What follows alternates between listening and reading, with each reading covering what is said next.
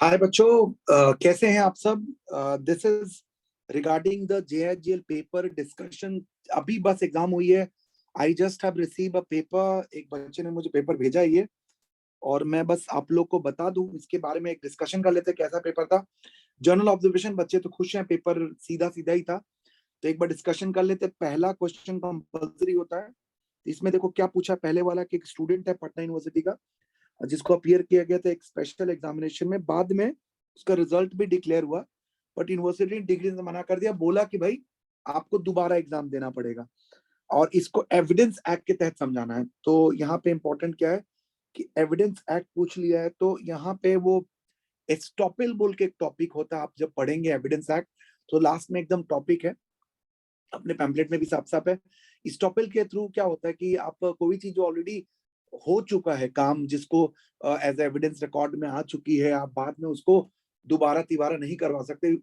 ये स्टॉपेल के थ्रू एक एविडेंस एक्ट एक तरीके का रोक लगवाता है कि कोई जबरदस्ती उस चीज का दोबारा तिबारा फायदा ना उठाए, इंक्लूडिंग द अथॉरिटीज। यहाँ पे यूनिवर्सिटी कोई अथॉरिटी नहीं है। वो स्टॉपेल के प्रिंसिपल के थ्रू स्टूडेंट बोल सकते हैं कि नहीं, उनको दोबारा एग्जाम नहीं देना, उनको ऑलरेडी एग्जाम हो चुका है, और वो डिक्लेयर किया जाएगा रिजल्ट, उसे एविडेंस माना जाएगा। यहाँ पे प्रिंसिपल स्टॉपेल को डिस्कस करना है, अच्छे से बताना है। सेम एग्जाम्पल का केस अभी ऑलरेडी दिया हुआ है आपके स्टडी मैट में, तो उसके लिए घबराने की कोई जरूरत है भी नहीं। आप सीधा सीधा मैं आपको बताऊं, अगर आप देखोगे तो ये केस लॉ का नाम भी दिया हुआ है। केस लॉ का नाम अगर मैं बता दूं तो केस लॉ है अपना Biju Patnaik university of technology Orissa versus Sairam college. इस केस में साफ साफ बताया, पेज नंबर चाहो तो यूनिवर्सिटी इंस्टीट्यूट का 270 पेज ICSI स्टडी मैट में साफ साफ लिखा हुआ है, जाके वहां देख लो। Same case as it is, Biju Patnaik वाला केस में ये बताया। प्रिंसिपल पे स्टॉपेल डिस्कस करना था। इसमें सीधा सीधा क्वेश्चन है, बढ़िया। पहला कंपलसरी। इसके बाद और आसान है, trade commerce intercourses throughout the territory of India shall be free critical examine. तो भैया यहाँ पे आपको आर्टिकल 19 डिस्कस कर लो। यहाँ पे बच्चों आपको याद होगा, article number constitution of India जब आप पढ़ते हो ना, तो वहां पे आपको सबको याद होगा कि हम लोग जब डिस्कशन कर रहे थे कॉन्स्टिट्यूशन ऑफ इंडिया, तो वहां पे ट्रेड कॉमर्स रिलेटेड दो आर्टिकल हमने पढ़ा था, एक आर्टिकल 19 में भी और आर्टिकल 301 टू 307 में भी। तो दोनों का रेफरेंसेस यहाँ पे, एक्सेप्शन यहाँ पे कौन कौन से रेस्ट्रिक्शन लगा सकती है, मोनोपोली वाली बात और स्पेशल राइट्स वाली बात भी यहाँ पे एक्सप्लेन करो। केस लॉज भी यहाँ पे डिस्कस कर सकते हो आप बढ़िया से। तो सीधा क्वेश्चन है ये। फिर आती है बात पोजीशन बताइए। वाइकेरियस लायबिलिटी, विकेरियस लायबिलिटी पूछ लिया है, वो मास्टर सर्वेंट वाला, एम्प्लॉय वाला, इंडिपेंडेंट कॉन्ट्रैक्टर वाला बात तो अच्छे से एक्सप्लेन करना था। कंडीशन जहां पे employer is liable for and where not. देखिए नॉर्मली एक एम्प्लॉयर लाइबल होता है एम्प्लॉय के एक्ट के लिए वाइकेरियस लायबिलिटी में, बट इंडिपेंडेंट कॉन्ट्रैक्टर वाले में एक्सेप्शन था।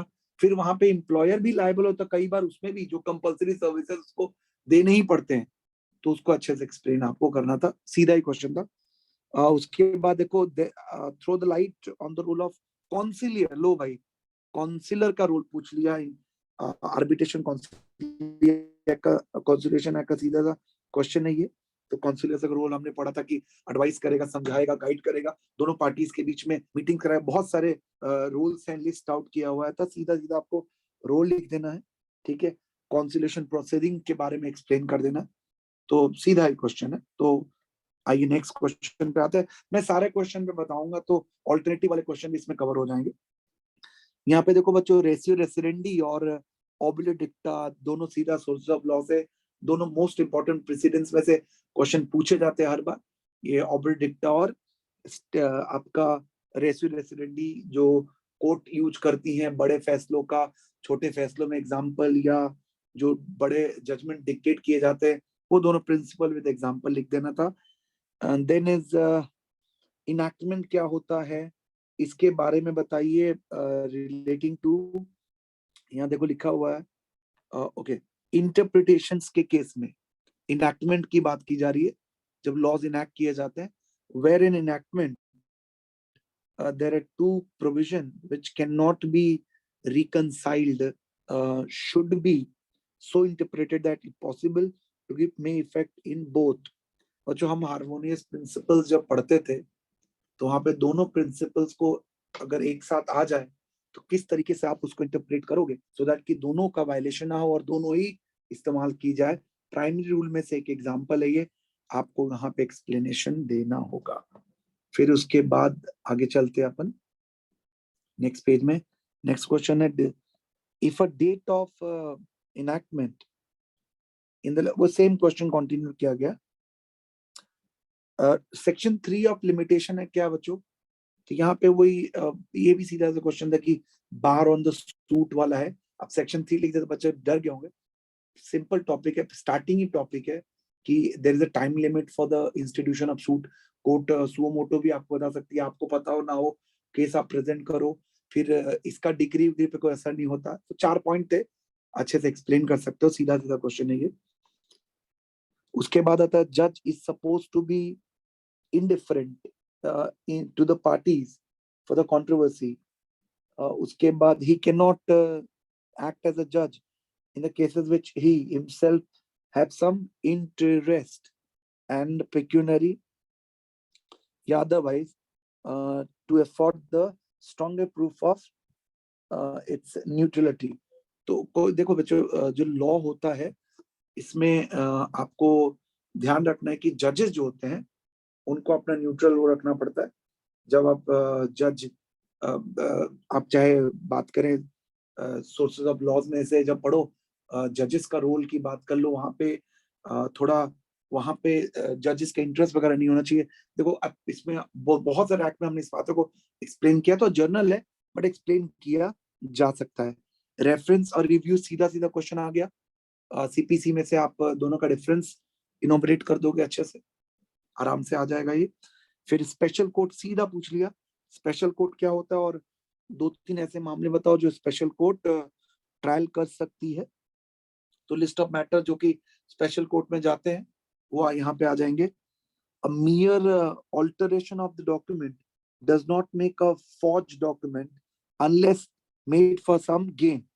तो वो याद होगा बच्चों, इंडियन पिनल कोड में फॉर्जरी ऑफ डॉक्यूमेंट वाला सेक्शन यहाँ पे एक्सप्लेन करना था कि किस कौन कौन से डॉक्यूमेंट्स को कैसे कैसे फॉर्ज किया जाता है जिससे कि सेक्शन में पेनल्टी प्रोविजन बन जाता है। फॉर्जरी ऑफ डॉक्यूमेंट वाला टॉपिक है ये आईपीसी में। मैं आपको बच्चों इसके साथ अलग से एक पेज नंबर के साथ भी कंटेंट बना के प्रोवाइड करा दूंगा जिससे कि आप लोग पूरा डिटेल रेफरेंस ले पाओगे। फिर then what are the objective of summary trial, सीधा क्वेश्चन है समरी ट्रायल, ये भी सीपीसी का पूछ लिया है। आप सीआरपीसी का आपको याद होगा कि जल्दी जल्दी केस फास्ट ट्रैक में केसेस को लिया जाता है जहां पे ज्यादा लाइबिलिटीज नहीं होती, तो उसको हम समरी ट्रायल में लेके आते हैं बच्चों, राइट। तो यहाँ पे समरी ट्रायल का मैटर को हम कंसिडर करेंगे। आगे what are the benefit of e stamping, ये मैंने अलग से आप लोग को एलएमआर भी बोला था कि स्टैंपिंग आजकल कंपनीज एक्ट वगैरह में आप पढ़ते ही हो। ई स्टैंपिंग कौन से एमसीए वेबसाइट पे चलती है। ई स्टैंपिंग के बारे में शॉर्ट नोट के रूप में पूरा डिटेल लिख के आइएगा आप लोग, लिख के आए होंगे आप लोग। What are the effect of non, देखो non registration of document, yes अब याद है डॉक्यूमेंट का रजिस्ट्रेशन जो जो कंपलसरी होता है, अगर रजिस्टर ना करे तो सबसे पहला कॉन्सिक्वेंस क्या होता है कि उसको एविडेंस ग्रुप में कंसिडर नहीं करते, बट बाद में उस पर रजिस्ट्रेशन वगैरह हो जाए तो उसको लिया जा सकता है, उसका प्रोविजन है। कॉन्सिक्वेंस ऑफ नॉन रजिस्ट्रेशन, देखो आपको ना एक तो जो इसका इफेक्ट होना चाहिए ना वो नहीं हो पाता सही तरीके से, क्योंकि रजिस्ट्रेशन जो काम करता है दुनिया के नजरों में आपके लिए एक पब्लिक डॉक्यूमेंट के रूप में प्रूफ करता है। तो इसे आपका जो इम्पैक्ट चाहिए, जो एग्जीक्यूशन जो डॉक्यूमेंट को किया गया था वो सही तरीके से नहीं मिल पाता कई बार अगर आप रजिस्ट्रेशन ना करवाएं तो। साफ साफ लिखा था consequences of non registered document. Penalty बता दीजिए for false furnishing of information, return, maintain IT act. तो इन यहाँ आईटी एक्ट की पेनल्टी बहुत इंपॉर्टेंट होती है हर बार। आपको पेनल्टी 3-4 है, उनमें से अगर देखो यहाँ पे कौन सी पेनल्टी लगेगी कि अगर फॉल्स अगर अथॉरिटीज ने आपसे मांगी इंफॉर्मेशन और आपने गलत इंफॉर्मेशन या डॉक्यूमेंट फर्निश किया तो उसकी पेनल्टी आपको एक्सप्लेन करनी है, लिख के आनी है यहाँ पे। फिर बात आती है जी what are the appellate authority and time limit for filing appeal under RTI. लो भाई, तो PIO के खिलाफ, उसके बाद स्टेट कमीशन के पास, उसके बाद सेंट्रल इंफॉर्मेशन कमीशन के पास वो जो हायरार्की था with time limit 30 days 90 days वाला, वो यहाँ पे एक्सप्लेन करके आना आपको। सीधा सीधा क्वेश्चन है, explain in brief relationship between statute of limitation and writs. तो बच्चों देखो, रिट पिटीशन एक सुप्रीम कोर्ट के पास आर्टिकल 32 के तहत एक इसमें स्पेशल रेमेडी अवेलेबल है, और 226 के तहत वो हाई कोर्ट के पास अवेलेबल है। अब उन पे रिट्स पे लिमिटेशन एक्ट का क्या असर होता है? लिमिटेशन एक्ट बोलता है कि हर एक केस फाइल करने का अपना अपना एक लिमिटेशन पीरियड होता है, वो यहाँ पे एक्सप्लेन करना था रिट्स के साथ। रिट्स एक स्पेशल राइट है बच्चों, ये ध्यान रखना, और डिस्क्रिशनरी भी होता है कोर्ट का, और फंडामेंटल राइट्स के वायलेशन के लिए ही आप रिट्स लगाते हो। और उसके बाद है बच्चों difference between the rule of res judicata and res sub judicata. Res sub judicata correct है। सेक्शन 10 सेक्शन 11 ऑफ CPC आपको एक्सप्लेन कर देना। एक में रिपीटेशन ऑफ सूट्स की बात की गई है कि बार बार एक ही सूट रिपीट किया जाए, एक में repetition of reopening of the cases की बात की गई है जो ऑलरेडी डिसाइडेड है, तो उसको एक्सप्लेन आप कर देना। Discuss how an arrest should be made under CRPC, तो समन देना, रीजन बताना, वुमन हो और अलग अलग केसेस के अनुसार जो अरेस्ट का गाइडलाइंस है वो सारे यहाँ पे एक्सप्लेन करने हैं CRPC में। सीधा क्वेश्चन है ये। उसके बाद एक सर्जन है, knowing that a particular operation is likely to cause the death of the wife and intending to, in the good faith, wife ने here to operate it and बाद में उसकी death भी हो गई, and he sustained okay, wife's consent to relieve him from the pain, but why dies during operation? What kind of offense? तो बच्चों ये मेडिकल नेग्लिजेंस का ऑफेंस नहीं बनता यहाँ पे बच्चों, ये उसका ड्यूटी था, लीगल ड्यूटी था, तो उसके तहत वो उसने अपना ड्यूटी निभाया था। तो मेडिकल नेग्लिजेंस वाली केस हमने डिस्कस करी होती है जहाँ पे बच्चों, यहाँ पे इसलिए ऑपरेशन से हमें कंसेंट वगैरह लिया जाता है, जो पेशेंट्स होते हैं उनका, उसके तहत ऑपरेशन करी जाती है। तो वो वाली बात यहाँ पे क्रिमिनल कॉन्स्पिरेसी है या नहीं है वो यहाँ पे बताना आपको पड़ेगा, तो उसके इंग्रेडिएंट्स एक्सप्लेन करेंगे हम लोग। ओके, उसके बाद what instrument may be stamped with adhesive stamp, तो एडहेसिव स्टैम्प कौन कौन से इंस्ट्रूमेंट्स पे लगते हैं, और एक्सप्लेन द एडहेसिव स्टैम्प्स बताइए। एडहेसिव स्टैम्प जो होता है वो कैंसिल कैसे किया जाता है? आपको याद होगा, लाइन ड्रॉ करके उसके बाद साइन करके डेट लगा के हम उसको करते हैं, called valid method of cancellation.